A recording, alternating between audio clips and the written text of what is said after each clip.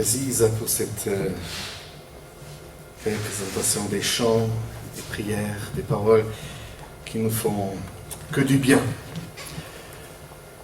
Voilà, nous attendons à ce que le PowerPoint s'affiche.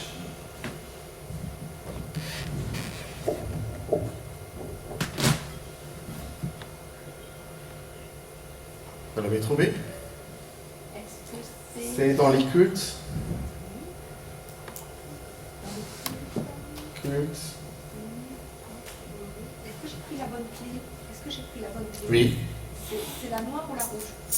La noire, c'est la télécommande. C'est la rouge qu'il faut prendre.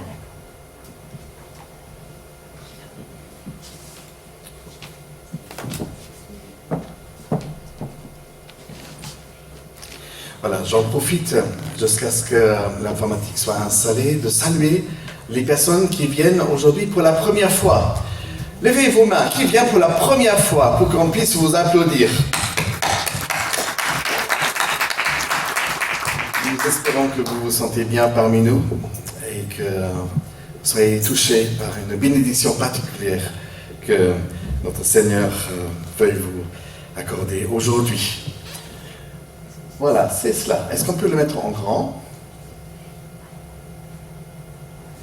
C'est tout en bas, il y a une... Voilà.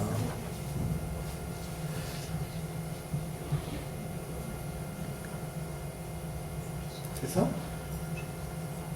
Ok. Si c'est ça. Nous allons poursuivre notre lecture dans le livre des Actes. Et nous sommes arrivés en chapitre 11. Nous avons vu comment les premières persécutions ont touché fort l'Église et que cette persécution a coûté déjà la vie d'un des responsables de l'Église de Jérusalem, Étienne, qui est d'ailleurs devenu le premier martyr de l'Église. Et nous avons vu ensuite qu'il y avait un Saul de Tarse, un pharisien très zélé, qui poursuivait les chrétiens, même dans les villes lointaines comme Damas, pour les mettre en prison. Et c'est Jésus, dans sa grâce, qui le rencontre sur son chemin de Damas et fait que cet homme change de vie et devient l'apôtre Paul. Les persécutions continuent à s'abattre sur l'Église de Jérusalem et nous allons rentrer dans le 11e chapitre et nous allons voir comment les chrétiens ont changé leur regard sur le monde.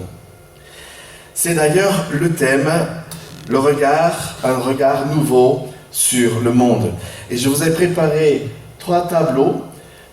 Si quelqu'un voudrait nous faire la lecture à haute voix pour que nous puissions lire ensemble ces textes. Ceux qui avaient été dispersés lors de la persécution survenue après la mort d'Étienne allèrent jusqu'en Phénicie, dans l'île de Chypre et à Antioche, mais ils n'annonçaient la parole qu'aux Juifs.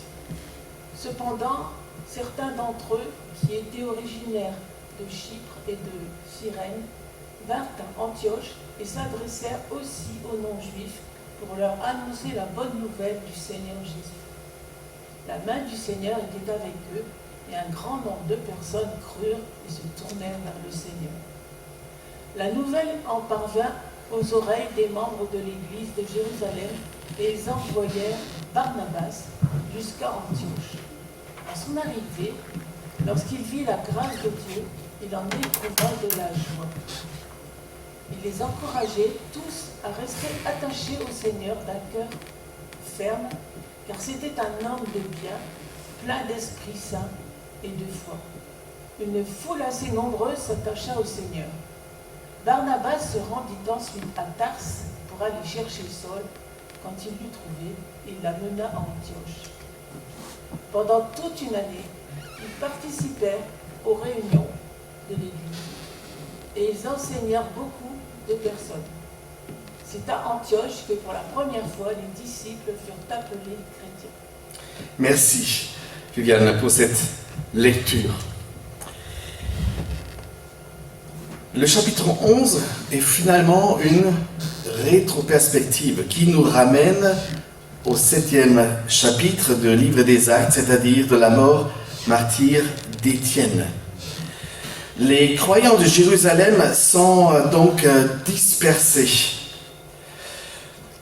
par une première grande vague de persécution. Certains trouvent refuge là où ils peuvent, sur Chypre, dans la ville d'Antioche, qui est dans la province de Syrie. D'ailleurs, Antioche, avec ses 500 000 habitants, était à l'époque la 3e ville de tout l'Empire romain. La métropole d'Antioche était un creuset où se croisaient les Européens, les Orientaux et les Asiatiques. La ville était connue pour être ouverte et tolérante. Il n'y avait pas d'opposition religieuse comme en Judée, comme en Palestine. Antioche devient donc une des premières grandes villes dans laquelle les disciples de Jésus dispersés trouvaient refuge. D'ailleurs, un thème de grande actualité depuis longtemps déjà, que des personnes qui venant d'Afrique et ailleurs cherchent aussi, eux, une terre d'asile. Donc ce texte est aussi d'actualité. D'ailleurs, c'est à Antioche que pour la première fois, les disciples de Jésus de Nazareth étaient appelés chrétiens. Et le mot chrétien vient du mot Christ, le Sauveur. C'est dans le contexte de leur liberté enfin retrouvée que quelques-uns entre eux se sont mis à témoigner de leur foi, non pas comme ils avaient l'habitude dans les synagogues auprès des Juifs, mais ils se tournaient vers les personnes venant de toutes les nations du monde. Les amis, d'être dispersés, d'être déépuisés sur une terre d'asile n'a pas empêché les premiers chrétiens d'annoncer la parole du Seigneur. Bien au contraire.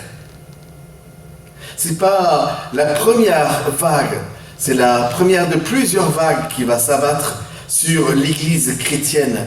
Mais la première persécution des chrétiens à Jérusalem avait pour but d'éradiquer de la surface de la terre cette Église et le message de l'Évangile.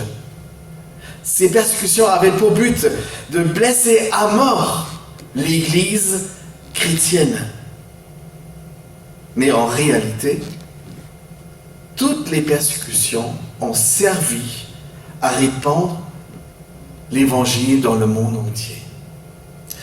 Parfois, il y a du bien dans ce que nous considérons comme dur et mauvais et douloureux.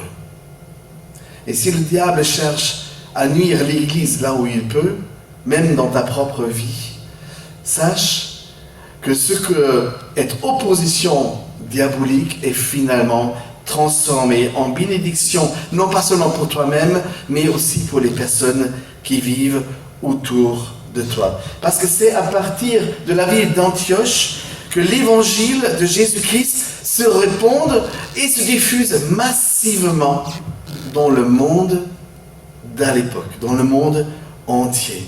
Et l'évangile passe d'une culture à une autre culture, quitte les chemins battus, passe outre même les traditions, prête à transgresser même les interdits de celles-ci.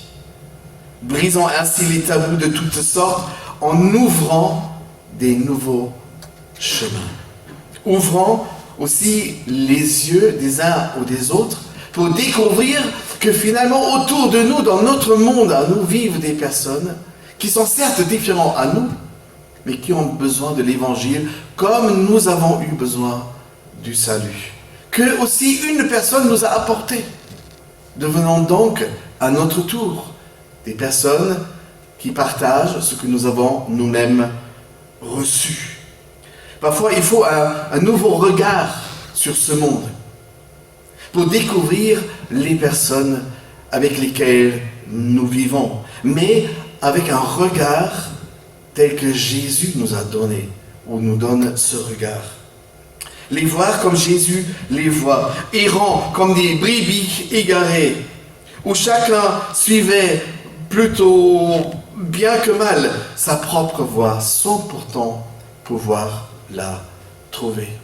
Et d'ailleurs, c'est une parole très ancienne dite par le prophète Ésaïe, chapitre 53. Nous avons tous un cercle d'influence. Est-ce que vous vous rendez compte que vous êtes en train, que vous pouvez, si toutefois vous le voulez, influencer les personnes qui vivent juste autour de vous? Ça s'appelle un cercle d'influence. Notre cercle d'influence pour partager notre témoignage et notre foi en Jésus. Et permettez-moi une expression de notre cher président français Emmanuel Macron. Donc, notre cercle d'influence commence tout simplement en traversant la rue. Pas pour trouver du travail, ça c'est à vérifier, mais à trouver les personnes qui, avec nous, sont en chemin, cherchent leur route, à trouver leur route. Je t'invite à ce que tu fasses partie de ces quelques-uns dans notre texte qui apportent l'évangile aux gens qui sont en train de marcher avec moi. Et si tu devais tout simplement traverser la rue pour les trouver. Fais partie, toi aussi, de ces quelques-uns qui élargissent bien volontairement leur cercle d'influence. Est-ce que tu connais les personnes parmi lesquelles tu vis tous les jours, que tu croises tous les jours, soit dans les transports publics, au lieu de travail, dans ton voisinage, en faisant des courses? Élargis ton cercle d'influence et apporte toi-même le meilleur message que le monde n'ait jamais entendu, celui de l'évangile, celui que Jésus veut sauver, comme il a pu te trouver à travers une autre personne. Et tu as fait confiance au témoignage de cette personne. Et tu as bien voulu croire ce qu'elle a elle-même vécu. Et tu as voulu partager son expérience. Et tu es devenu chrétien. Tu es devenue chrétienne. Sache que nous vivons dans un monde qui s'est perdu par des personnes qui se disent même perdues et ne savent plus où trouver un salut, où trouver le salut. Ils ne savent pas où trouver leur salut.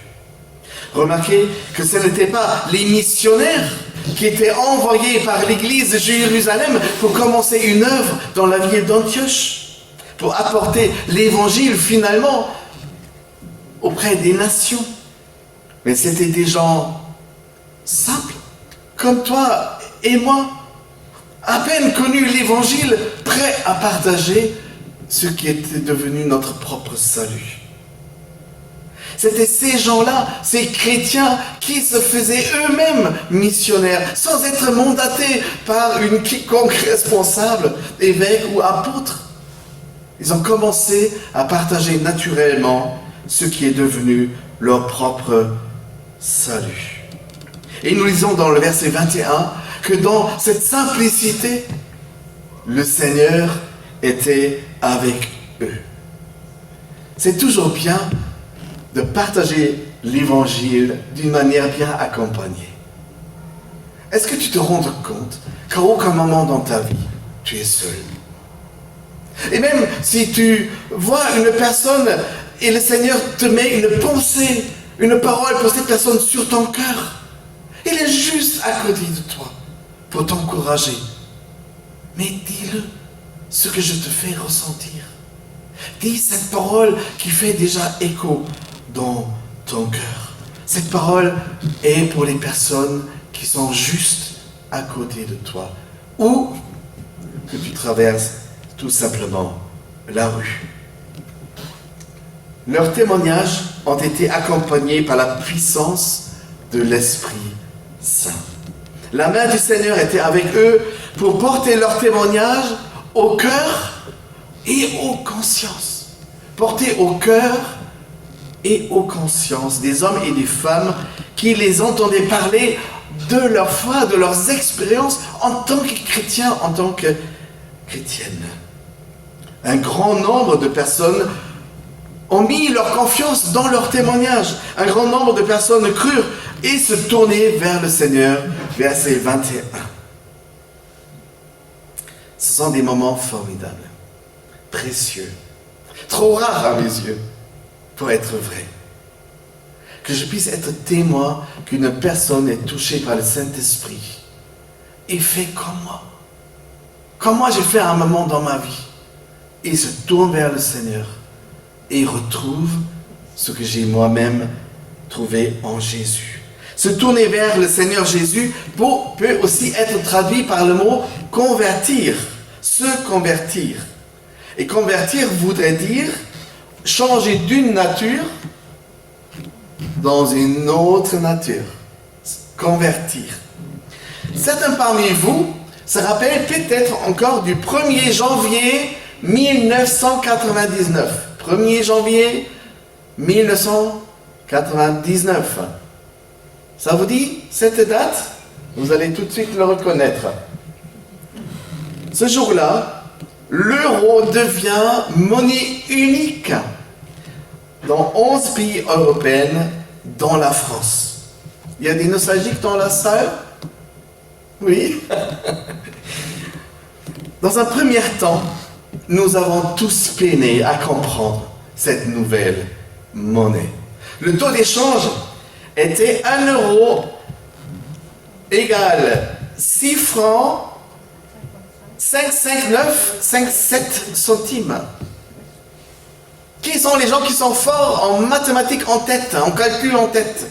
Non, vous non plus. Nous étions tous avec des petits appareils. Vous vous rappelez, les convertisseurs? Non. Et on a tapé, qu'est-ce que coûte le pain, les yaourts? Et qu'est-ce que je sais encore? Personne ne comprenait cette nouvelle monnaie. Il fallait la convertir du franc français dans une nouvelle monnaie. Convertir veut donc dire changer d'une nature, d'un état, dans une autre nature, dans un autre état. C'est exactement comment moi je me suis converti. Je me suis tourné vers Jésus et je me suis plus reconnu. J'avais une nature, un caractère avant et j'étais transformé en un tout autre homme. Bon, il reste des résidus de l'ancienne vie. Mais j'ai remarqué qu'il y avait un changement. J'étais converti d'un homme qui ne connaissait pas Jésus vers quelqu'un qui voulait marcher avec lui. L'apôtre Paul le dira plus tard dans le même livre, dans le 26e chapitre, de cette manière-là. Je leur ai annoncé qu'ils devraient changer de vie. Qui parmi nous a besoin ce matin de changer de vie? Il y a quelqu'un? Des parties dans votre vie?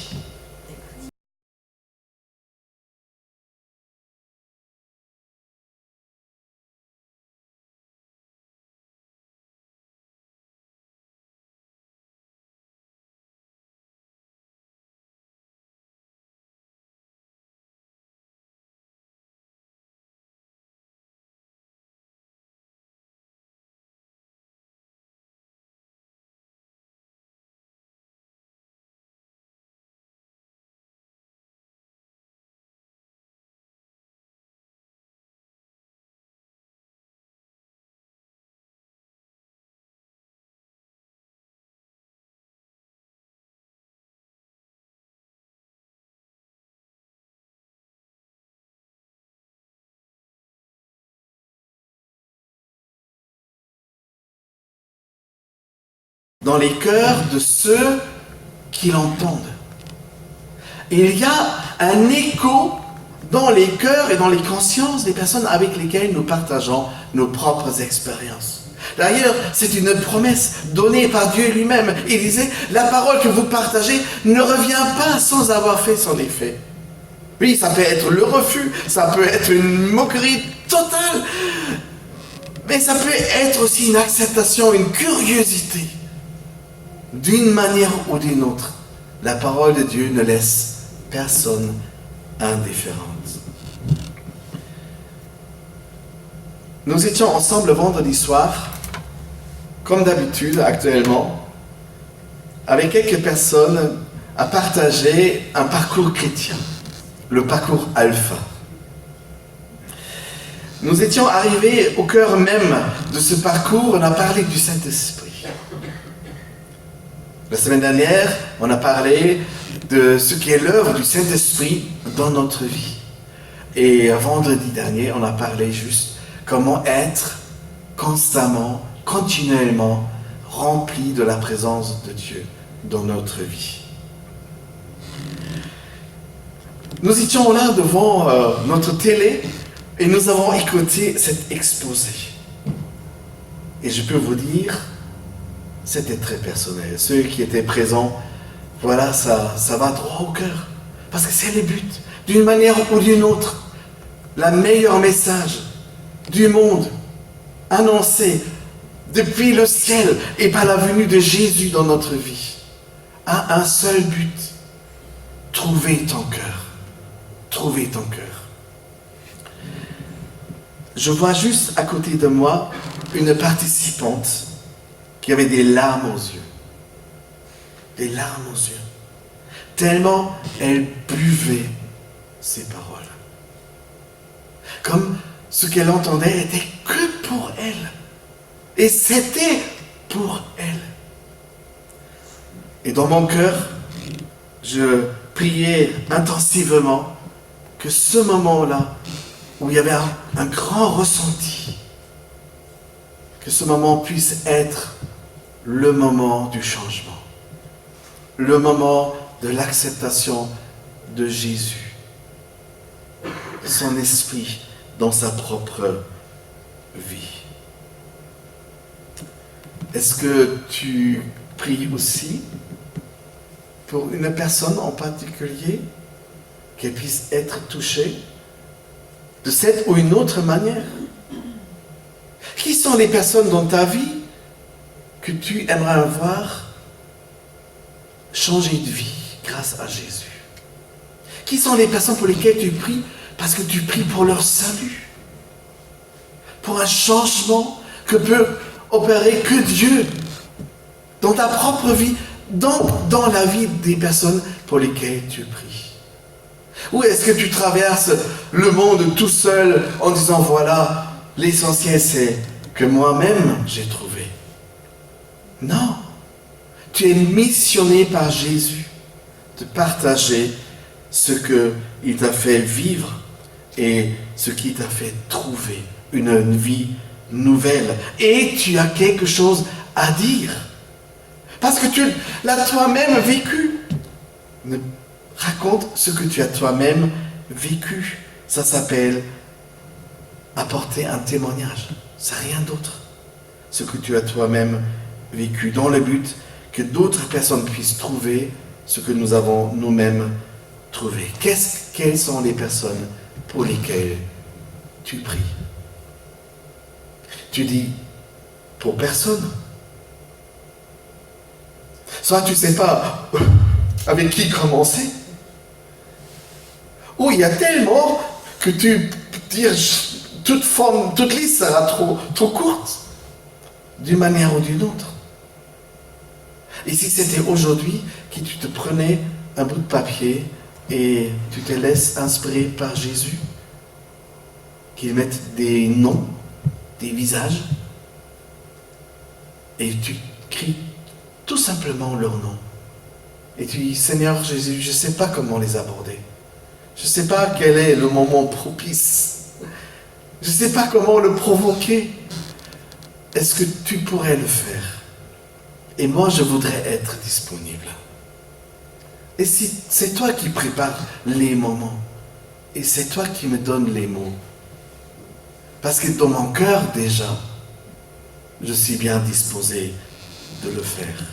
Que ton cœur ait des prières pourraient être soit simples de parole, mais que tu brûles à l'intérieur, dans ton cœur, pour les personnes pour lesquelles tu pries. Encore une fois, les premiers chrétiens n'étaient pas en possession d'aucune délégation ou de pouvoir apostolique. Ils n'ont pas attendu à ce que quelqu'un leur dise « Allez-y, c'est là votre champ de mission ». Le Saint-Esprit les a missionnés. Ils ont trouvé tout seuls. Ils ont trouvé tout seuls, dirigés par le Saint-Esprit. Ils sentaient que ces païens parmi lesquels ils vivaient, et d'ailleurs qui leur donnaient une terre d'asile. Je crois que c'était la juste chose qu'ils partageaient. En retour, quelque chose de précieux. C'était leur foi. Ils sentaient que ces païens avaient besoin de l'Évangile. Et ainsi, ils parlaient à ces gens venus de toutes les nations. C'était simplement l'amour du Christ qui les a portés, encouragés, missionnés, d'aller vers ceux parmi lesquels ils ont vécu et ils ont ouvert leur bouche. Et apparemment, ceux qui y sortaient, le Saint-Esprit bénissait, il y avait un grand effet parmi ceux qui l'entendaient. Beaucoup se tournaient, grâce à leur témoignage, au salut. Il y a encore quelque chose qui nous frappe dans notre texte. Il est bien dit que l'Évangile a été annoncé auprès des personnes qui se trouvaient, selon leur culture et selon leur propre religion, très très loin de toute forme de judaïsme ou la foi chrétienne. Les gens qui étaient loin, qui étaient dans un autre monde, même philosophique ou religieuse.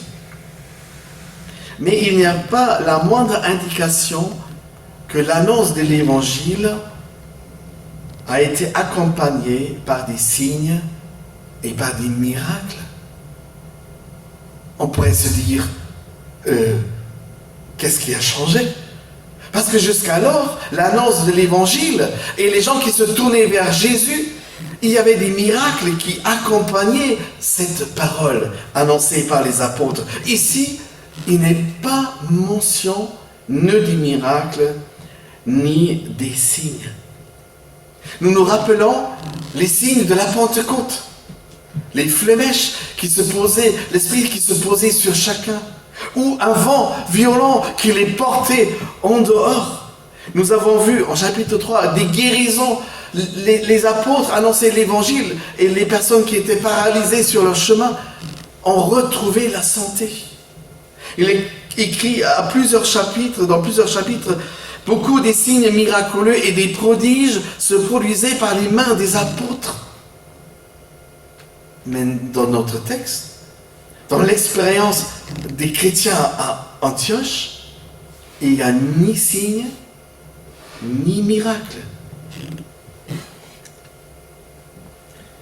Cependant, quand il s'agit de l'œuvre parmi les nations, tous les signes et les miracles passent, semble-t-il, en arrière-plan et petit à petit perdent leur importance. Ce qui reste, ce qui prend toute sa place, c'est la parole.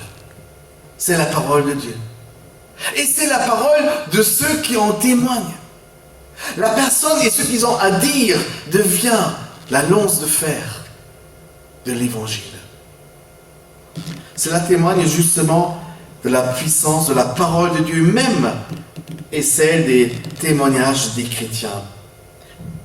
Puissant, effectivement, cette parole touchait les cœurs et les consciences des hommes et des femmes qui l'entendaient, sans signe et sans miracle. Pourtant, il y avait des signes et il y avait des miracles.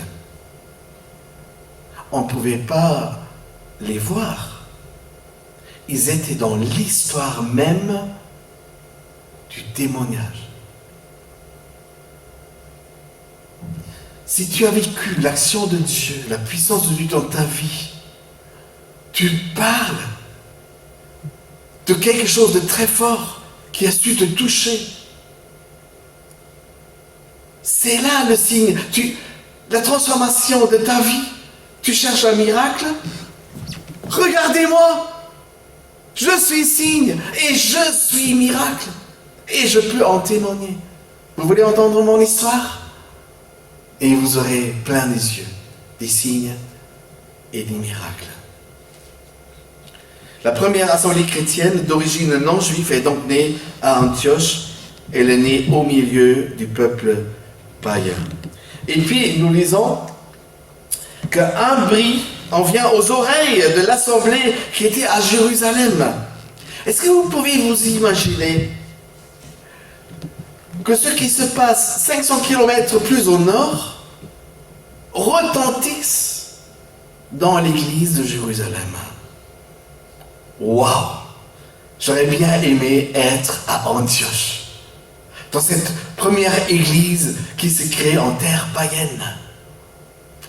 Le témoignage est tellement fort que ça fait écho sur 500 kilomètres.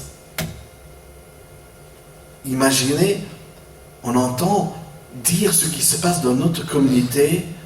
Bon, Paris est de 200? 200, c'est Orléans. C'est où ça, 500 km d'ici? Où sont ceux qui se connaissent en géographie française? Bon, c'est légèrement au-dessus de Marseille, voilà.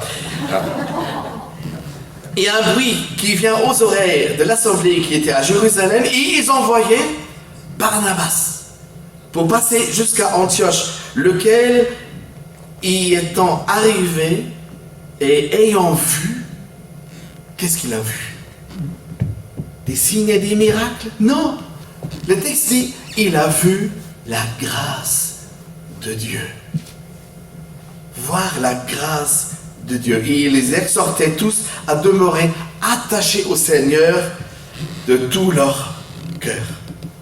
Aucun apôtre n'a été envoyé à Antioche pour imposer les mains apostoliques pour qu'il reçoive le Saint-Esprit. Le Saint-Esprit était déjà là. Il était déjà diffusé. Il était déjà à l'œuvre tellement que ça fait écho sur 500 km dans les alentours. Ils n'ont pas eu besoin de recevoir le Saint-Esprit par la main des apôtres. Le Saint-Esprit a commencé à se détacher des apôtres parce qu'il y avait des témoins plus nombreux, parfois plus zélés même, avec un témoignage fort. Et c'est de la même manière que le Saint-Esprit veut t'utiliser là où tu as ton cercle d'influence.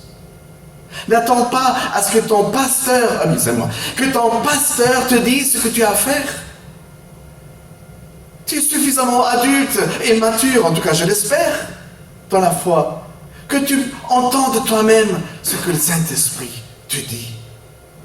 Donc si il te le dit, tu n'as pas besoin que ton pasteur approuve. Qui suis-je de dire au Saint-Esprit ce qu'il a à faire dans ta vie? Écoute, sois attentif, reçois et fais toi-même. Pour la mission à Antioche, personne n'était plus approprié que Barnabas.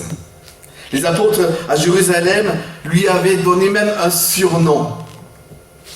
Barnabas voulait dire fils de consolation, fils d'encouragement ou bien fils d'exhortation. Quel surnom souhaiterais-tu recevoir de ton Église?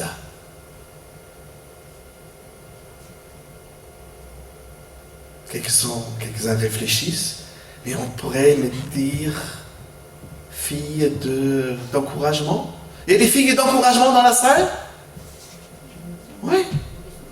Et il y a des fils d'exhortation? Oui. Ok. On ne reconnaît pas simplement par notre visage et par notre nom, mais de notre attitude, de notre caractère nouveau donné par le Saint-Esprit. Donc, les apôtres ne pouvaient pas mieux choisir que Barnabas.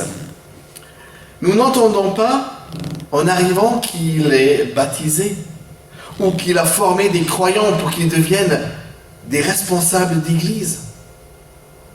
Il est venu et il a vu la grâce de Dieu. Les choses se passaient déjà avant qu'il arrive. L'église n'avait même pas besoin que quelqu'un de l'église de Jérusalem vienne pour approuver ce qui se passe. Ayant arrivé, Barnabas a vu la grâce de Dieu agir dans l'église et à travers les témoignages qui s'est passé. Il y a des personnes nouvelles dans la salle. Si je peux me permettre, quelle était votre première impression de notre église? S'il y avait une? Vivante? Merci. Vous avez eu une impression quand vous êtes rentré? Pardon? Chaleureux? Les amis, on fait bien. Parce que nous voulons être connus pour ce que nous sommes devenus. Nous voulons être connus parce que Jésus a opéré par son Saint-Esprit dans notre vie, non? Pour cela, je voudrais être connu. Tu laisses tomber le titre et la profession du pasteur. Pourquoi Olaf est connu? C'est la seule chose qui importe.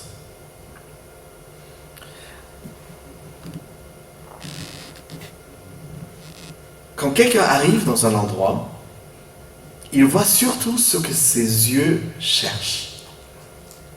Si quelqu'un arrive dans un endroit, il voit surtout ce que cherchent ses yeux. Au même endroit, des personnes différentes observent bien sûr des choses différentes, selon leur manière d'observer les détails. Ainsi, par exemple, un architecte verra une ville pas comme un commerçant, ou par un politicien, ou comme un artiste. Chacun cherche où il peut trouver des repères. Ce qu'on cherche dépend entièrement de l'angle de vue. De l'angle de vue. Et chacun voit des choses qu'il cherche. Il est ainsi aussi pour les choses spirituelles. Et il en a été pareil pour Barnabas qui arrive et il voit la grâce de Dieu. Que notre Église puisse être connue pour bien des qualités, mais surtout qu'on voit ici la grâce de Dieu s'opérer. En observant les nouveaux convertis à Antioche, Barnabas n'a certainement pas constaté que l'Église était en état parfait. Il n'y a rien à ajouter. Est-ce que quelqu'un a déjà fréquenté une église qui était parfaite? Ok, ça ne m'étonne pas. Et pour tous celles qui sont venus pour la première fois, détrompez-vous, ici vous ne trouvez pas non plus une église parfaite. Mais il y a le parfait. Jésus, le parfait, qui fait parfaitement les choses dans notre vie. Mais lui, il est présent. Lui, il est présent. Le parfait, sinon dans l'Église, n'existe pas. Cependant, en les observant, Barnabas a vu la grâce de Dieu. Il y a besoin de la grâce d'ailleurs pour voir la grâce. D'ailleurs, il faut être touché d'abord par la grâce pour voir la grâce dans la vie d'autres personnes. La grâce de Dieu est quelque chose qui est invisible.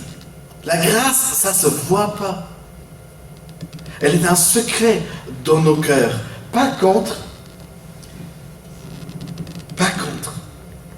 la vie elle-même, qui est aussi invisible que la grâce, se fait reconnaître par ses fruits.